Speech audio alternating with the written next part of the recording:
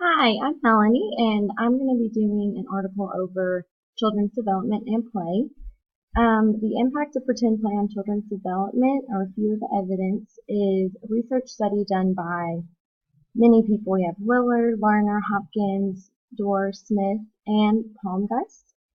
This is over the effects that pretend play has on the development of children. This is written in APA format, which is the writing style that I use for my field, which is child studies.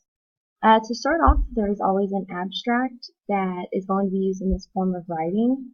This gives a short summary of the article, shows points that will be discussed. Since research articles in this field are always written in APA format, abstracts are helpful for readers because these articles can get pretty lengthy. When looking for a specific article, an abstract helps to identify whether that article will be useful to you or not. And then going down to the introduction, you see your first example of an in-text citation. And for APA format, this states the author's last name and the date it was written and the page number. And this will come after you explain that information that you're using from the source. If the page number is not available or if it's not seen within an online article or ebook, then you'll only need to cite the source, the first with the last name and the date. And if you're using it more than once in one paragraph, then you'll only need to list it once, the first time you use it. However, if you use it in the next paragraph, you will need to cite it again to avoid plagiarism problems. Okay, and then on page 2, there's an example of a heading, which is used in APA format. Subheadings can also be used if there are multiple sections within one paper. This helps the writer to sort out all the different sections of the paper instead of running it all together and causing confusion for the reader. Okay, moving down to this one, you will see a different example of how to do an in-text citation with APA. If you're starting the explanation starting with so-and-so wrote so-and-so, you will put the author's last name at the beginning. You can do first and last name, but last name is usually a little more proper, followed by the year it was written in parentheses. When doing this form of citation, you do not need to cite the name, date, and page number at the end like the first example that I gave. Moving down to the third page, if you look at the column to the left right here, you will see a little subscript number 4, and that's just subscript means it's a tiny little number at the top after a sentence. And these can be used when the author wants to further explain something, but it's not necessary to the research that's being used for the reader. So if you're a little confused when it says in contrast for Piaget, pretend play is more an index than a promoter of development, and you want to know a little more about that, you can go to the bottom of the page and the author will give a full explanation of what that means without distracting from the topic of the paragraph.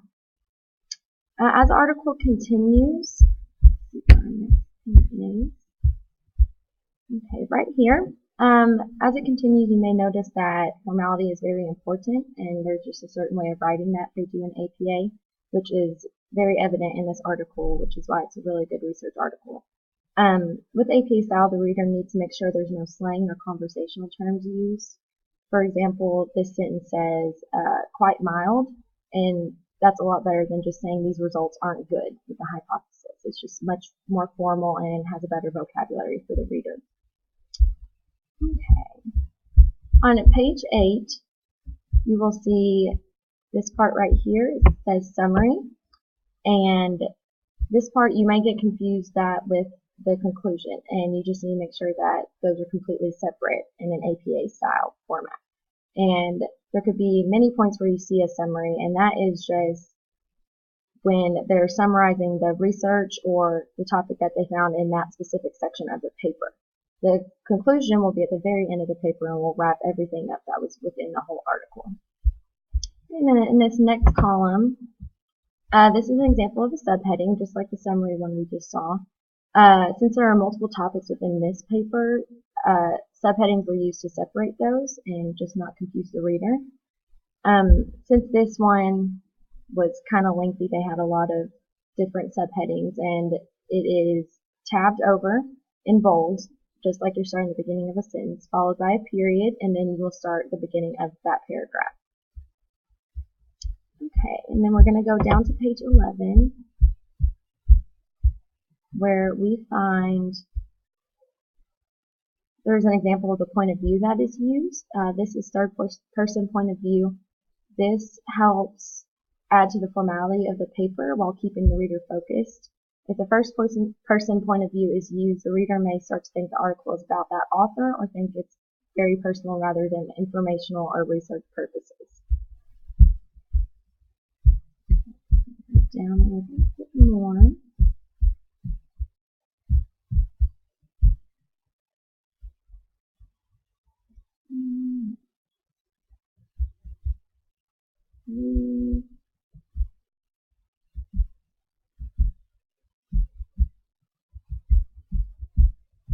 We have a table here. You will notice that there are going to be many tables throughout this article, and this gives, for APA, you can use tables and charts within your article. It kind of gives the reader a simplified view of their research and what they found. And since this article is dense and lengthy, it does contain multiple tables, which is actually very helpful to the reader, even though it does look a little scary at first. And then right here, you also may have noticed that at the top of every page there is Lillard et al. And et al. Is something you can use in APA format when there are 2 or more authors of the article. That way it shortens it, it lets them know, okay, Lillard is one author, but et al. Is basically all the other authors condensed into one. And it lets the reader know that there are multiple authors aside from Lillard. Okay, and then we're going to go all the way down to page 27. And this is where you will see the conclusion. And this is the official conclusion of the article. The authors explain what was found in their research and the main points that should be taken away from this article.